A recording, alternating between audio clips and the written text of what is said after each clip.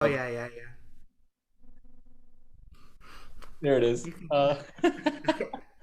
I love that Zoom does that now. It's like, would you like to be recorded? Yeah, but the other option is just to leave. Right? That's, which is not how consent works. It's not like it's not like, do you want to do this or do you want to go? It's like, wait, there's got to be another choice. Nope, that's it. It's No, no, that's it. I mean, I'm glad that it's like that loud now and people can't just record. Like I'm glad Surreptitious recording. yeah, it just is a little like jarring the first time it happened. It was like, "Oh, okay. Wow. That's loud." That is right. Um we have okay, so pick a number between pick a number 1 to 70. Oh wow. Yeah. I'm gonna pick 37. Now, So is there any particular reason why 37 came up, or was that just came to your mind? I halved it and then went for the prime closest. Are you a lover of math? No, but I do have severe OCD. Perfect. Perfect. Okay, 37. Let's see. 2, 4, 6, 8, Oh, 10. I didn't realize you'd have to count down 30. No, this is perfect. I mean, this is the highlight. This is my Yeah. best work. Uh, This is what the people tune in for, Jay. This is what yes, they want to see you get the suggestion. that's it. And then they tune off. It's as soon as the counting's I was done. like, and out. 32 for okay. So this comes from Charlotte. Oh, Charlotte, bless their heart, they're the best. Hot takes. Our suggestion is hot takes. Okay. Thank you, Charlotte. Thanks, Charlotte. Wow. Yeah, That's a bold it's a bold stance. I'm sticking by it. I thought I'm gonna tell. I mean, now's the time to say it. So I'm like, I'm gonna come out and say it. And I read a book on how to be a more effective human, and it's like own your truth and what you think Hey, is true. So I'm like, today's the day I'm gonna start that. that's amazing. Like that's great. I love that you're like being more assertive. You're standing up for yourself. This is just such a weird hill to die on. No, I'm gonna go to my grave, and I mean, I don't want this to affect what you think of it. Okay, No, hey, no. but I mean, I'm gonna continue on. You can be a more affecting human, but that doesn't mean you that everyone has to be affected by you. If that makes sense. not only does that make sense, that's like the first 19 pages of the book. Good, because I hope there's people, because there will be people who are buying it who are like, I want to control people, and you can't control what other people think, but you can own what you think, and I Yes. respect you for that. I really respect you for that. Well, thank you. If I could just finish what I was telling you. Yeah, sorry. And no way is anybody going to change my mind. Yeah, But daytime, yeah. if I could just live in the daytime Okay, overnight, anybody who wants to do anything at night, I think is a complete idiot. yeah. I mean, Daytime is where it's at. okay, like that. I'm a big fan of nighttime. That's just why I was like, Again, I'm I not hope taking it as a personal attack though. So, no, no. I hope this doesn't change our relationship. I But mean, I am gonna. This is the thing now for me. okay, you just hate daylight. It's like, yeah, because when you said that at first, I was like, oh, is he going to say he hates daylight savings? Because, like, yeah, everyone hates daylight savings. But no, Yeah, no, then you didn't say savings, and I was shocked. I was shocked. daylight. Full stop. Period. Full stop. That's That's it. all you want. All you want is daylight. That's it. I don't want any. In fact, I'm like, I think that there's a conspiracy theory that nighttime is ruining human beings, and I'm all for That it. can't be true. No, and I know, look, I know, again, I don't want this to change us and Yeah, our yeah, yeah. No, relationship. obviously, sorry, we're still going to be friends. I Okay, good, good, respect you. I good. just look, I respect you as a person. I Thank you. just cannot respect this opinion. Well, I mean, it's if you want to embrace being wrong, that's fine. Okay, Again, wow, I wow. can't change you. Whoa. I mean, I guess I can't get offended because I'm calling you wrong. So like, we're respectfully disagreeing. Wow. Gosh, Right? now I was all set to go to battle, and now I'm reevaluating my stance. Look, being assertive is great. I'm so happy that you're standing up for what you believe in. I think that what you believe in is complete nonsense because it's like nighttime. Like, okay, I'm just gonna ask you a question. Okay, Okay. Yeah. Yeah. what is daytime for you? Well, I mean, I was born in the daytime. I was Okay. born early morning. Mm, mm. It's the start of something. Oh, I mean, if you do, you want to go point by point and have a Well, counterpoint? I think no, because my question wasn't so much what does it mean to you. My question is literally what is daylight for you. It's a I mean, that's where I get most of my vitamin D. You know, I Okay, don't this is. drink milk anymore. Hmm. So I go outside, I get the vitamin D. It brightens. I mean, it literally. Well, it depends on the time of year. It can brighten up the day. I No, mean, but I right now mean, we're in a bad stretch of nighttime. There's a lot of nights, so I don't see a lot of the daylight right now. okay. No, what I'm asking is specifically when to you is daylight. Like, are we talking from sun up to sundown? Oh, like the at the time frame. Yeah, yeah. Specifically, what do Oh, you mean by daylight? so you know, like right when you go outside, or you're Right. let's say you've been up all night, or you get up early, and then I like regularly am, but okay. yeah, and like again, I hope this doesn't change us. No, Like I mean, fundamentally it might, but we'll keep just. more likely than not, yes.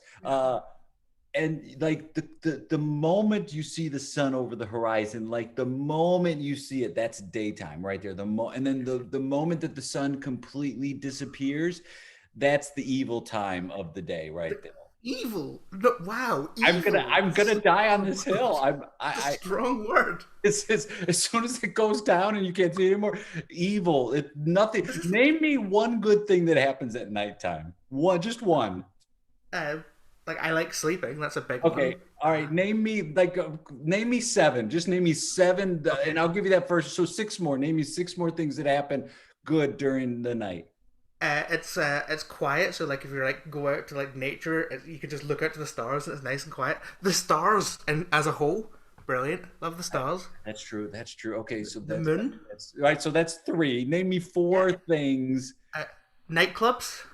I'm not a huge fan of nightclubs, but a lot of people like nightclubs. I Yeah. forgot. Um. I manage a nightclub. Yeah, that's the other thing I was gonna say. Like a lot of the stuff you do is All at very night. evening focused. So It's all at night. I don't do, I usually am sleeping a lot during the day because I'm a night person. I'm gonna put this out to you, Dave. What I think has happened is you've read this book about being more assertive, and it's like make bold statements, take big chances, right? And that's amazing. That's so cool. Thank you. And you've committed to the first thing that's coming to your head, which is that you miss daytime, and that's cool. You can miss daytime, Yeah. like, but declaring nighttime as evil, like absolutes, are really Good. no, no. I Oh, mean, okay. I I thought you don't were want to say they're good or bad. not there. I think that's another hot take. Absolutes are I mean, I'm taking this book way far. Yeah, I mean, I like it. Like I say, I like this assertiveness from you. I just think pick your battles, you know? And I guess pick the right ones. I I got mean, off. like, You had to write down things. I got really nervous. I'll be honest. I'm reading the book and it's like a workbook, and at no, the end, you it's like, committed. yes. And then I'm like, you got to write down things. It's like, what are things that matter to you? And then I got really nervous. So I just started writing things down, and night was something that came up. Like, I hope you didn't do anything like wild, like you didn't like close the club or anything. Like, oh, Dave. It said you got to commit to this. It's like you got to promise for That's a lot 60 of people's days. jobs, Dave. That's I so many know. people's jobs. I know. And I got wrapped up in it. I'm like, I gotta. They said you have to jump full on into the pool. You can't just dip your toes in it. Yeah, go in the cave. Yeah. Yeah, yeah, you got to go right into the cave, and you can't stand outside the cave. Well, I mean, hopefully people won't be so annoyed. Like, you can probably you've not like signed any contracts or anything. Like, break it. You've definitely okay, cool. Okay, wow, oh wow. I mean, because I'm a shareholder in this club, so like, yeah, that's I wanted to come to you, and I tell me that. respect you. I respect your opinion, and Cool. I was really excited, but now that I've got some distance from it, Mm. I feel like this might not have been the best. I mean, in one sense, you gotta, and you gave me some credit. I have been more assertive. Yeah, I do love that. Again, I love that so much for you. I really do. I just worry that you've negatively impacted quite a lot of people's lives with a reckless decision. I mean, Terry's wife's pregnant. Yeah, he was kind of counting on like overtime. That I promised him. Yeah, and now there's just no nighttime, so There's no time. There's no overtime. There's no regular time. There's nothing. I think I've made a horrible mistake. yeah. Who wrote this book? Oh, it's Zig Ziglar's cousin's neighbor. Okay, So the first thing, honestly, it started as a Kickstarter thing, and I'm like, well, I'll donate to it, and then they're like, so you it's can not only like a doctor. Okay, yeah, no, there's no, the guy's got really no background. He was a car salesman for a while. right. Um, That makes sense. That makes yeah, sense. he had a varied background. Like he's got a lot of different. He never really stuck to one thing for a while. And I just thought, oh, I'm going to help donate to a friend's cousin's Yeah, brother, and then it was like, but Zig oh, Ziglar is. I mean, wow. yeah. And then I got an advanced copy, and I was like, I'll take a read at this. Right. Yeah. And Yeah. yeah, it seemed to be like honestly specifically targeted to me. Like it had a lot of like it was. Part of me is But like like, I said, it was yeah, like specifically, it was like, "Hey, Dave." yeah. Wow. And I thought they were just saying Dave is like it's like a Wait. example name. Sorry. Zig Ziglar's cousin's brother. Yeah, Is that what you said? yeah. It's also my cousin, but it's his cousin. Yeah, but Yeah, he has the like he owns the other Red nightclub. Top. Yeah, Yeah, Dave. I think I know what's happened here. I thought I did too, but it slipped me. No, I should read the book again. You should read the book again and see if it specifies you should close down your nightclub. If it says that, I think that's kind of the I issue. mean, it did. It talked about Excalibur a bunch. It was like, for example, let's just say your name's Dave and you're running a very successful nightclub in Leicester. You should think Yeah. about maybe picking an. And I went, wow, seems to be really specific. But at that point, I was all in. I think what's happened is instead of this making you more assertive, they've taken advantage of the fact that you're incredibly gullible, and that's the opposite. I still respect you, but you Um, really need to. yeah. Yeah. Hey, one more thing. Hmm? Um, can I borrow 500 pounds? For the Kickstarter. Yeah. Yeah. Okay. Sure. Scene.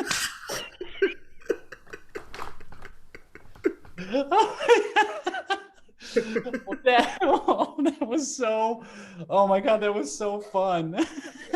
Ridiculous. Utterly ridiculous. Oh, I love the gift when you're like, "This is a strange hill for you to die on." I think it's so funny when it's like people in life are like, "This is the thing," and it's like Yeah. all the stuff you can care about. This thing is what you're gonna like really voice your opinion Mm-hmm. about. I think that's like sometimes you sort of go, "Wow, that's this. You really care about this thing that is quite inconsequential," and then like you took something. You're like, "Okay, I'll do something inconsequential," and you're like, "I don't like nighttime," and I was like, "Actually, that's quite that's good fun." It's like, but you should. My whole life is at night. And I also think there's a time that people in general look for these, I'm going to make these huge changes. Oh, absolutely. It's like, it's not just going to be like, oh, I'm going to try this thing. It's like, no, I'm going to go completely vegan. It's like, but have you thought out Oh Like wow, if you yes. thought about it and you're like, yeah, I don't like the way animals are treated, or I've thought about it, I've tried it, yep, I'm gonna commit to it. But when it's just like, wait, this is coming out of the blue. Like people are like, "Oh, I signed up to do the marathon yesterday." I'm like, "You've never ran before in your life. What? How do you think this is gonna go?" I mean, there's that It's in app. 3 weeks. I know, it's like, what's it called? There's some app called like From Couch to 5K or something like that. And that spaces it out, and that's I yeah. I'm like, why? And I think it's because people in their mind, I mean, tell me what you think of this. Is it that people go, I want to do something extreme. Like if I'm going to commit to something, I'm going to do this thing. And it's like, but you don't like running. You've never run before. It's like 3.5, 4 hours of that. But do you think that's it? Do you think it's like, well, I have to go through this pain to really prove something? I'm one of these people who, personally, like anecdotally, who like I've picked up a guitar, a bass guitar when I was younger, and I was like, I'd love to be able to play this, and I was like, oh, I have to practice. No. Whereas if I could just take a magic pill that made me good at the guitar, or made me a great runner, or why wouldn't you? Like, I think it's like if I can convince myself that if I do this thing, like I'll become a runner just for sheer force of will. No actual practice, just for sheer force of will. And no past example of doing something similar. It's not like oh yeah, you've done some sprinting, maybe you can move it to a marathon. It's like no, you've never ran, You've and now never you're gonna run, do this. Yeah. you've never done anything to change. Yeah, it'd be like someone going, oh, I've booked a gallery. I'm going to have a gallery opening. It's like, what? You've never painted? It's like, yeah, but I thought I'd give it a go. And like, what? You don't book a gallery. Like, No, get a canvas first. no. I'm going to set it at a high level of complete failure, so that if I and in a I'm going to way cut like off nighttime. yeah. And if you're in a way, it's similar kind of to what we do in the sense of people think they could just do it, Yeah, and you I was having go, this conversation the other day at length. This because there's a habit in UK TV, and I think it happens in US TV a couple of times as well, where like you'll occasionally see like a pilot or a one-off show pop up for an improv show, and it's got a bunch of stand-ups yeah. on it, and then it doesn't work, and everyone's like, "Why didn't that work?" And I'm like, "Because because they're not trained improvisers. Like that's why you." It's so, like if somebody was to go, "Hey, do you want to do a 20-minute set at like the Stand Yeah. Comedy Club?" I'd go, "No, I'm not a stand-up." But stand-ups go, a lot of stand-ups, not all, obviously, Yeah. will go, "Sure, I'll do improv." I'm like, "Okay." Well, I think, I mean, absolutely, you're absolutely right. And it's the thing that people, because partially it's how it's viewed. And sometimes improvisers do this. They go, we're just making it up. And then anybody goes, okay, if you're just winging it, you're just doing make ups. But it's like, And no, it's a lot more than that. yeah, and like a stand-up would, or like a sketch comedian or like a comedy actor would be better than like would be better, and would probably have more of an idea of the shape of it than like just somebody off the street who'd never done any performance or whatever. Right. But they still don't have the thing. So it's like if I was a sketch artist and somebody was like, "Hey, do you want to paint a mural?" I'd be like, I mean, I don't think I'm the person to ask, but I understand composition, so I'll be better than somebody who's never drawn or painted anything, but I'm still not a painter. Yeah, you know the utensils. Yeah. You can, as an improviser, you're like, okay, I'll wing it. I'm sure you're also like, where is this going to be shown when it's done? Is it something for me What to is this film? for? Why are you asking me? Where, who's going to view this? What's Are the, there no painters anywhere nearby? well, it's like my brother does, I'm so bad at what other people do for a living. Like they'll Oh tell yeah. me, and I'm like, I don't know. I think he does computer programming. He does something Computer with program's the worst as well because you're like something with computers. I don't something. know. But I'd never be like, hey, I could do that. Like, and there are so many people who are super confident and go, I could do what you do. And for a while I was like, yeah, I bet you could. And now I'm like, no. I've spent a lot of time doing this. You could do I'm it, but like, not this way. yeah, you could do it, but it wouldn't be. You'd get confused as to like, why did they get you? Why did it work so well for these people and not for me? It's like, well, because they've been doing it for like 20 years. Oh, okay. Ah, Ah. why? How did you get started in improv? What was the reason you took your first Wow. class or did your first show or? Yeah. Gosh, my improv origin story. Well, Yes. I did like theater when I was a kid, like when I was young, because a friend of mine, or he's a friend of mine in the way that he was the son of my mum's friend. You know how when you're younger and you have friends like that, and we got on, but it was like but put it this way, we don't speak now. He wanted to do Proximity. You're close to each other. yeah, That's why. he wanted to do a theater thing like over a summer school, and didn't want to go alone, so I went as well. So we did like a couple like 3 weeks of like stuff like when I was like 6 years old. So I was always doing theatre stuff, and then when I went to high school, I was lucky enough to be in one of the high schools in Scotland that has a drama department. So like we were actually able to do drama as a subject, which is quite rare, and I was very lucky with that. So I was always like performing and stuff. And then I went to Stirling University, um, and I was doing a lot of. We had like a review show where we would write sketches and like perform in it, and as part of that stuff, like we did the occasional sort of knock around like whose line is it anyway style nights. Like we didn't know what improv was, but we knew that we'd Yeah. seen this show, and we're like, we'll mess around with that. And I was obsessed with whose line is it anyway when I was younger. Like I used to stay up in my brother's rooms and like be under their bed watching it because I wasn't meant to be up as on at night, so I was Yes. meant to be asleep. Yeah. You're sneaking the comedy. Yeah, but just to watch comedy, like not to watch Right. like anything salacious, just to watch like Colin Mocker and Ryan Stiles mess around. Uh, If you have Colin on that TV again, turn it off right now. oh, there's nothing. Colin, you will not have Colin Mockery in this house.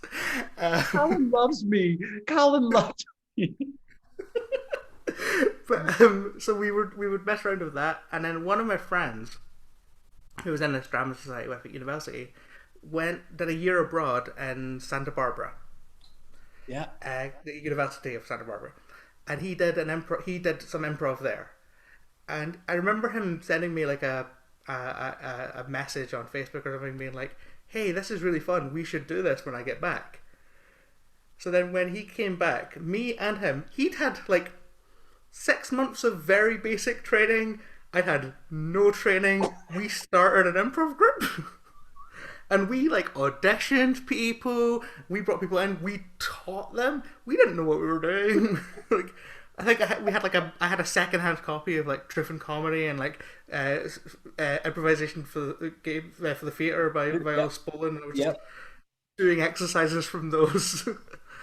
um, and we had like I remember we used to sort of like start each rehearsal by like putting up a list of rules on the wall, which is such a now that I think back, I'm like, why did we do that? That's such a strange thing to do.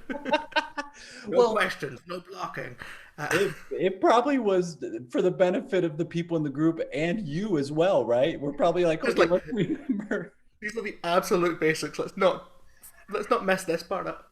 So then we did that for a while. Like we did a lot of we did short form stuff there, like performing in like lecture theaters and uh, charity events, and our university had like comedy nights where they get proper stand-ups on, and for some reason we were able to like open like a bunch of those. So, like there'd be like proper like really successful stand-up comics, and then just a bunch of us just wandering on and doing like 3 short-form games, and I'd gone thanks very much, and everyone's like, what was that?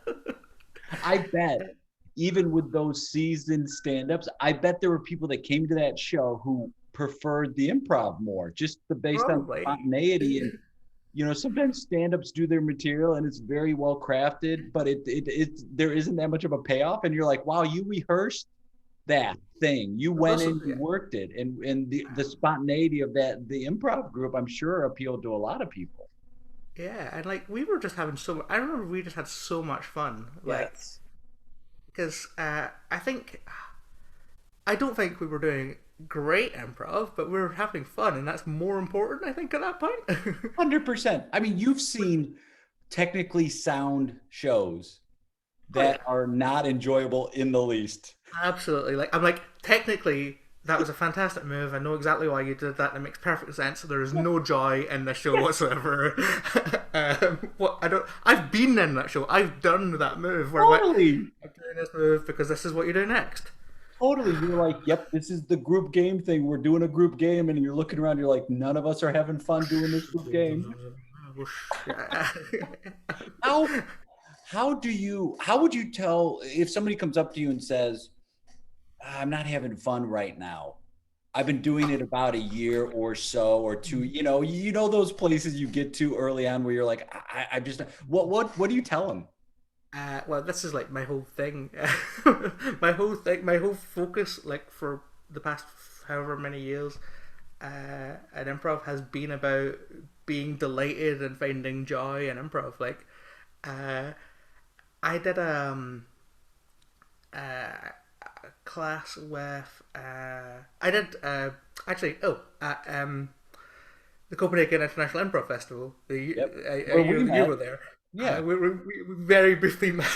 Like but I was doing 5 days with Colleen Doyle, Oh yeah.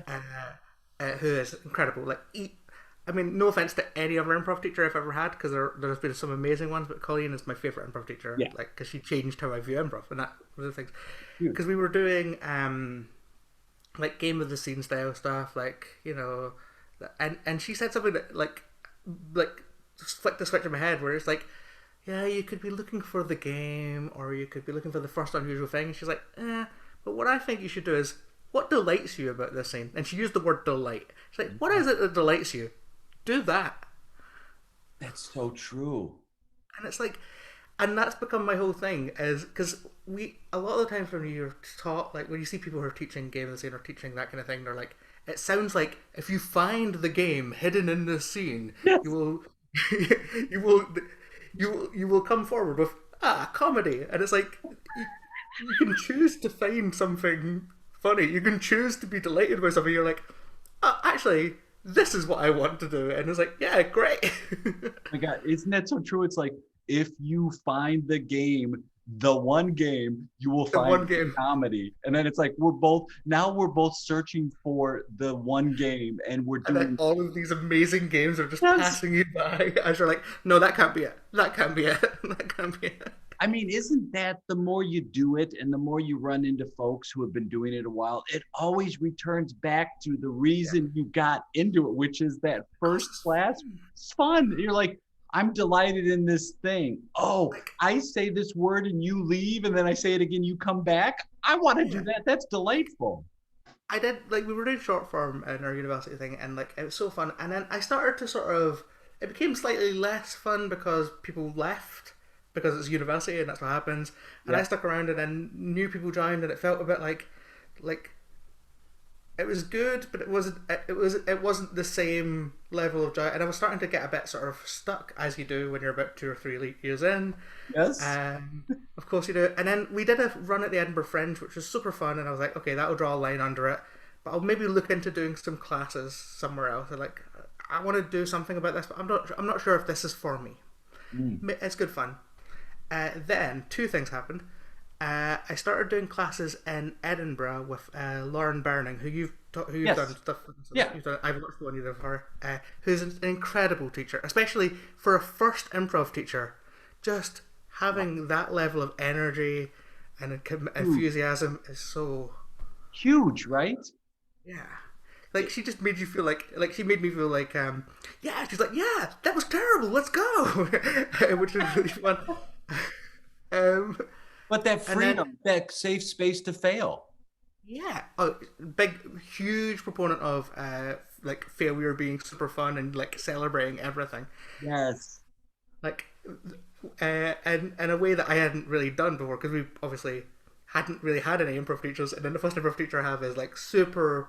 I mean, we used to say super American, but in like that specific way of like, yeah, He is. he is American, like that's fair. And simultaneously to that, the next year's Edinburgh Fringe, I went to see a show, a free improv show called Austentatious, the Oh yeah. improvised Jane Austen novel. And this is the first time they performed at Edinburgh Fringe. And the first show of theirs I saw, which I think was the second one they had done at the Fringe, it was like I don't know if you've watched Baz Luhrmann's The Get Down on Netflix. Yeah. In the first episode, there's a part where where Justice Smith goes to like this underground club and he sees hip hop for the first time, like being performed live, and the camera just zooms slowly in on his eyes as he's like, "Oh!" And I always think of myself at this show just being like, "Oh, there's more you can do with this." Like, and don't get me wrong, I love short form. I absolutely adore short form games and stuff. But watching long form for the first time, like, which I didn't, I'd read about Harold's. Like, I was like, oh, whatever these are, okay. But then watching it and just going, oh, this, right, I see. And you get the idea of you could take any short form game and then just blow it out. And you're like, They let's would do do a that. yeah. They would do that in the show. One of the things they did in the second show of theirs that I saw, because I went to see them like 6 or 7 times that Fringe, was there was one point where it was like, here's the will. Let's read it because you can read it. It's like, no, let's read it together. Yeah. Exactly at the same time. And I'm like, that's a short form game. I know that game. You'll see that. I mean, that's to me those shows are super fun when somebody pulls out a move where you're like, we can at any point do a short form game in the context of this and Yeah. get delighted. We do that, like, because we do a group of men, spontaneous players. We do a Sherlock Holmes show and a Harry Potter narrative show, and those are both great for like, this is written in, this is written in rhyming couplets, or Yes. everything they say is the next letter is the alphabet, and the next letter. You can just literally go. It's like sure, okay, we'll do that because we've been playing together for years now, so we'll just constantly do that, or be like, name 47 of these things. Well, Which is what I loved when we were doing the 10 minutes and you're like, name 7 good things that happen at night. I'm like, amazing. I love this stuff. Let's go. and when I make a move like that, what I'm saying to my partner, and I hope they understand, and I know you did, and I hope that they do normally, is like, no, no, no, no. This means you make me do something harder later. This is not like I'm putting you under the bus. It's like, you have to make me do it. Make me name 14 things that rhyme. Like, make me do something more difficult, because that's what I delight in, is like, I'm going to challenge you to do this thing knowing you're going to come back at me. Yes, absolutely. And like, that's one of the great things about being part of a group where you've been together for a while is Yeah. you know each other's boundaries and you can push those boundaries. So like, I know that, sorry, I know that I can't get Will to do a backflip, like, because I know he's not capable of doing a backflip, but I can ask him to sing a sea shanty because he can figure out a sea shanty. You know what I mean? Like, Totally. especially because we've got an incredible musician, so that he'll be supported. So you know, like, And when you set it up like that, where you're setting someone up to do a sea shanty, your audience first thinks, oh no, that's impossible. But you know it's going to turn out well because you've got the musician, you've got the person who can do it. And even if they don't do a proper one, they're going to attempt it and come through, and it's going to look awesome. And I think that level of understanding how to set people up in that way completely changes how you play the show. absolutely. And the other side of that, because obviously I love being part of a group, is I also do this show called Me Plus One, which is me and a different guest whenever. Like, so at the Edinburgh Fringe, you do like 24 shows in a row, roughly. Over like that many days. Yeah. And the idea is I get a different guest every day and we do a 45-minute improv show. And very often that's people I've never met before. You know, which is like, because that's why we were just like, oh, 10 minutes of Jessica. I was like, oh, brilliant, that's 10 minutes. I can do 10 minutes. He's a king. But I've learned so much as an improviser from just performing with lots of different people from like different schools, whatever that even means these days. Yeah, right. Yeah. Like different experiences, different teachers, and having that moment where like, oh, you do that thing after I did this thing. That's really interesting. Cool, I'll follow your lead. And then the next time I'm doing a show with someone else the next day, somebody does something and I go, oh, that person 2 days ago did this. I wonder if I could try that. Like, there's a lot of experimentation, and it's just so much fun. It keeps you on your toes. Yeah, and I've done so like it's made me an infinitely better improviser just performing with loads of different people, and that's one of the great things about like online improv at the moment. Like, there's so many people that I would never have met Yes. that I've been so lucky to do shows and classes with, and it's just been like, give me all of the different improv, please, into my brain. Thank you. More, please. Thank you. I'll take all you got. And if it doesn't work for me, I'll leave it, and that's great. Like, that's how I teach as well. Like, I'm so much like, hey, here's a thing you can do. Also, you can not do it. That's up to you. Like, Yeah, it's like it's just a suggestion. I'm not prescribing anything. it's like try it now. Yeah. Like, I'll ask you to give it your best try, and then if you don't want it, just like a cafeteria, right? Like, just leave it. Somebody else might need it, but like, this is just a tool that might come in handy at some point. If not, that's cool. Thanks for trying. Like, there's a lot of stuff like I'm Yeah. like that with that, where like I'm not gonna name anything in particular, but I've like worked with lots of different like Name people. seven. Name seven. Wow, okay. No, no, no. But it's true, right? You're like, I'll get, and sometimes you give it a shot and you're like, wow, that did work. And sometimes you give it a shot and you walk away and you go, I didn't think it would work. I tried it. It doesn't work for me. It might work for someone else. I'm glad I gave it a shot. I'll try. And if it comes up again, I'll try it again if somebody asks me to. Exactly, and that's the thing. Even if you're like, oh, I don't, this isn't really for me, and you put it in your back pocket and forget about it, and then like maybe 4 years later you're doing a show, and you're like, oh, I actually do know how to do this. I forgot. It's just been here in my back pocket the whole time. Here we go. Is Edinburgh going to be open this year? Is the Fringe happening live, or is it There's still kind of?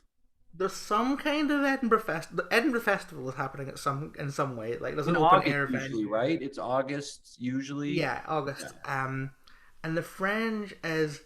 We've been asked if we want to do a thing. We're still figuring out how that would work, what that might mean, whether it be socially distanced audiences, whether that be financially viable, Right. whether we'd feel comfortable about that. Like, I'm fully vaccinated, but I'm aware that most of my country is not. Like, It's still so it's still tricky right now.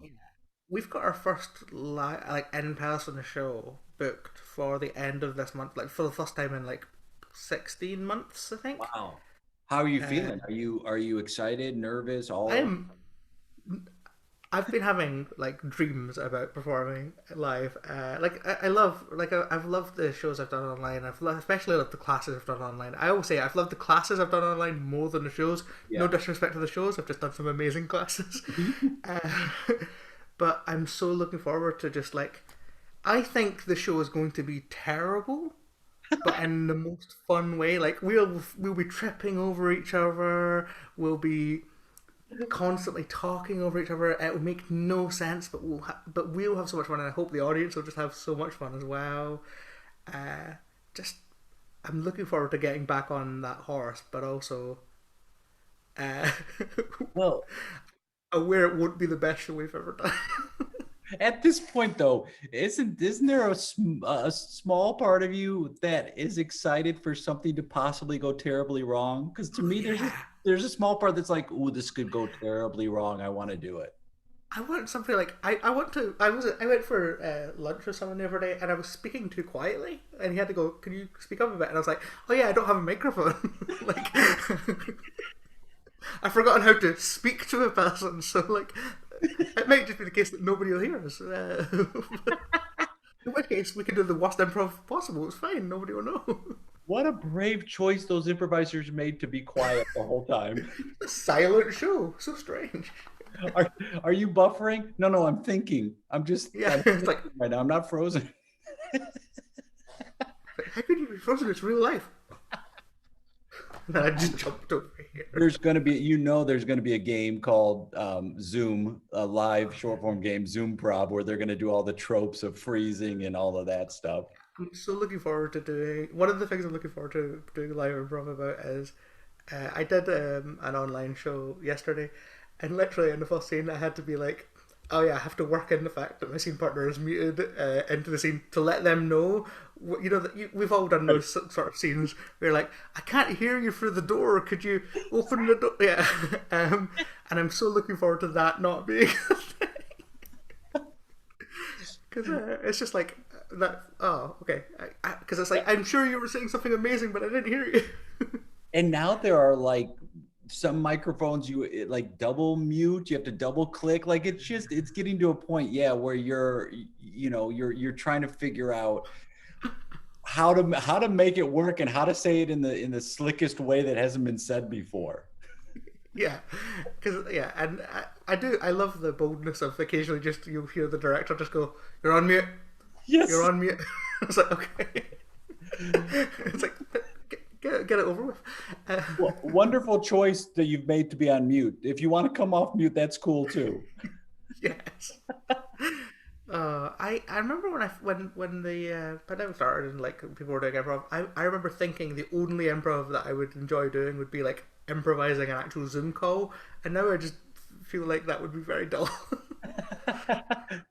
Well, I think at first it was what made sense, right? We're like, we'll do, and now we go, oh, we can still have that suspension of disbelief, and I would be very surprised. I don't know if I'd be prepared if somebody was like, hey, thanks for joining the Zoom call in a show. I'd be like, oh, what? Oh, yeah, okay. It would be like somebody going, "Thank you for meeting me on the stage," and you'd be like, "Well, this is a weird start of a scene. I don't know what's happening." You got very meta very quickly. Thank you for meeting me in this theater.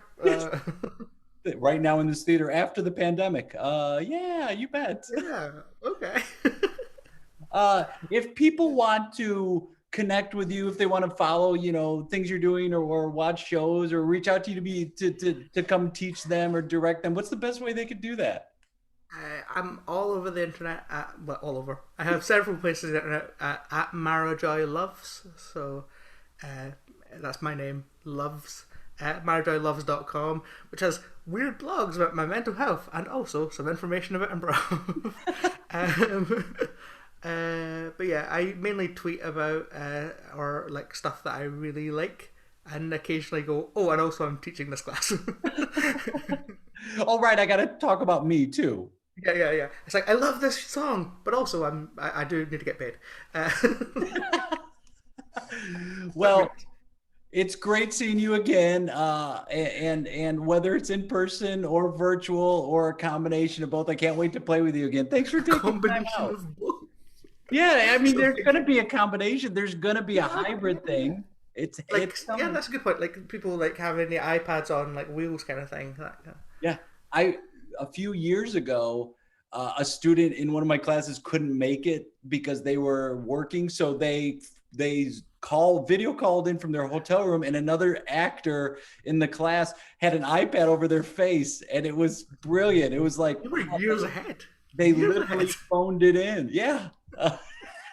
But I can't, whether it's whatever the next incarnation of playing with you, I can't wait to play with you again. Thanks for taking time out. Thank you so much for having me. This is delightful. Thank you. We'll talk soon. I'm not going to hang up yet.